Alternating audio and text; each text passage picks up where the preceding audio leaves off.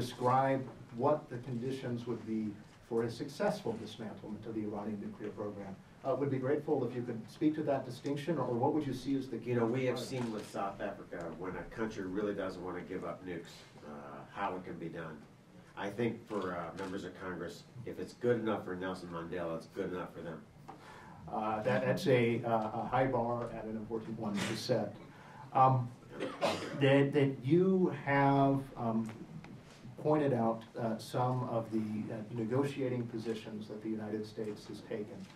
That the distinction between what was once dismantlement as the requirement for the Iranian nuclear program to what's often described as Let me take a direction. The main goal I have here is to make sure we protect the next generation of Americans from witnessing a nuclear war in the Middle East. President Obama should not voice that off on a future successor. That is such a horrible future to condemn young Americans to. I would say once nukes start flying between Riyadh and Tehran, we should not have Americans witness that. That has been my goal, to make sure that future does not come about. Absolutely. In terms of the role of Congress, both the specific legislation that you've offered so far, and as you of course know, administration officials have said to the press that if an agreement is reached with Iran, that, quote, the president will do everything in his power to avoid letting Congress vote on such an agreement. In contrast, I believe, according to press reports, you today, with a large number of your colleagues, some 42 members of your colleagues, sent a letter to the president. And if you'll allow me to briefly quote. Easy, every Republican senator signed that letter. Yes, sir. Which is indicative, because we're about to be the majority here. Absolutely. And do you believe that any agreement could hold without congressional approval? It can't. If you just go it alone, if the president just goes it alone, he can't get if he's looking for bipartisan support, if you just go it alone, you're going to get no partisan support. Absolutely. Yeah. And reaching back to the bipartisan leadership you've shown working with Senator Menendez, do you believe that that's a position that holds across the aisle? I have 17 Democrats on board with me, yes, sir, including such leading lights like Bob Menendez and Chuck Schumer. Yes, sir. To move on to a separate topic, that you speak to the idea of the danger that if somehow Iran's allowed to become a nuclear state or a threshold nuclear state of additional proliferation.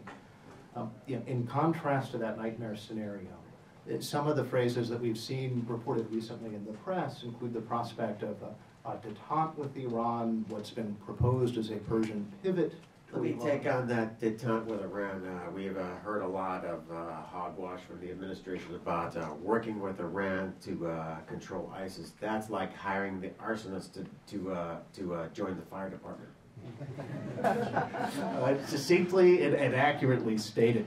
Of course, Iran's ongoing human rights abuses, that at this point conducting executions. I'm glad you raised that. I have been focusing pretty heavily on Iranian human rights with the individual IDAP program, getting individual legislators to adopt Iranian dissidents. And do you see any prospect for that moving forward, either in this Congress? We've had some success. I strongly adopted the case of Nasrin Sotoudeh, a lovely mother of two, who was a human rights lawyer, who was thrown in the infamous Evin prison, away from her two kids. And just before the Iranian president came to the UN General Assembly, he released her, because I was organizing to have Nasrin Sotoudeh posters all over New York, and he didn't want to. He wanted to have taken care of that problem.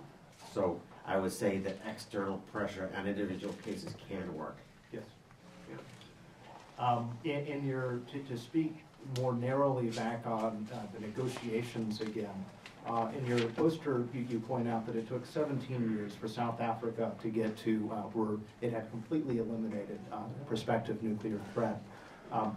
one of the major criticisms that you have offered, and certainly many others across the aisle have offered of the Joint Program of Action, is the so-called sunset clause, that any deal with Iran could eventually expire and Iran would be treated like a normal nuclear state. That in the letter that you sent today, that you speak to having a verification regime for decades. How important an issue is that any approach with Iran speaks to Pretty important, really long-term solution? My guess is, remember the Syrian reactor? I remember when Israel wiped it out. We had the first press release that we saw came from North Korea. It shows that all these terrorists are connected. That I think we have to assume the Iranian bomb is also related to the PAC bomb or a North Korean design. And there's a lot of interchange between rogue nuclear wannabe states. And I suppose that interaction among rogue states brings up a final fundamental question, is the prospect of unknowns whenever we look at Iran's program, its cooperation with other regimes, and some of the areas that either have really dropped out of the focus of the negotiations right now, like the missile program, and questions that the IAEA just hasn't been able to answer yet in terms of how many centrifuges does Iran actually have that it hasn't declared? Is there any additional nuclear materials that it hasn't declared?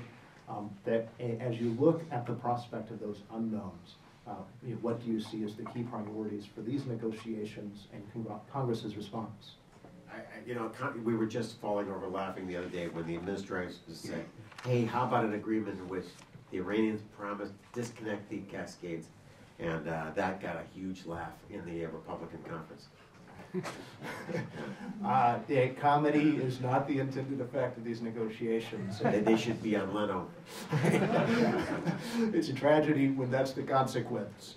In terms of the prospects for moving forward next year, when you initially drafted your legislation with Senator Menendez, it was at the beginning of the Joint Program of Action, either looking to an extension or some type of framework. What would you see as the key areas for Congress to focus on going next? The key areas are to always keep your eye on the prize. And the question is always going to be, does Iran have the bomb? In the case of Iran getting the bomb, I've always assumed that the roughly 200 weapons that are in Pakistan now were rent-a bombs for Saudi Arabia. That the moment Saudi sees that the Iranians have the bomb, they'll call in they'll use their Hertz preferred credit thing to get a couple of bombs sent over. Right. They definitely the nightmare, and it tragically seems so likely if we go down that path scenario of additional proliferation in the Middle East. And as a final question for the day, that would, as you look forward to next Monday and what you expect, that what will you be judging the next steps of the administration by, and do you see any steps they can take that could develop greater congressional support? Releasing the text of the agreement, I think Wendy Sherman, who is the chief negotiating here, has tried to keep the agreement secret because she doesn't want someone like me, a member who will read every sentence and say, does that work? Does that work? Does that work? She doesn't want a rigorous, it's kind of like Jonathan Gruber, where a lack of transparency helps to get this through. I think we need the whole agreement out there so that Congress can read it and go over it. I suppose that brings to mind the idea that you have to sign a deal to see what's in a deal. One thing that we found last year was that in executing the JPA, that the idea that Iran could continue centrifuge research wasn't evident on day one, became evident a couple of months into it. I assume that's something that should be following very closely. Senator, unless you have any additional points to offer, I want to thank you. I will add one other point. A lot of times when we get into the technical details of nuclear arms with senators, they don't really get it very quickly. At one point, Wendy was briefing us about mixing non-fissile material with a fissile material. And I popped and I said to the senators, I said, Wendy, if they have a bunch of highly enriched uranium and they mix it with M&Ms, don't you think they're gonna go through and pick out the M&Ms as a way to have the concept of re-purifying the enriched material? So the senators would understand probably what the Iranians would do. Certainly challenging time, Senator. We thank you for your leadership during these times, and thank you for taking the time out of your day to share your views on these negotiations and the challenges we face with us. Thank you so much.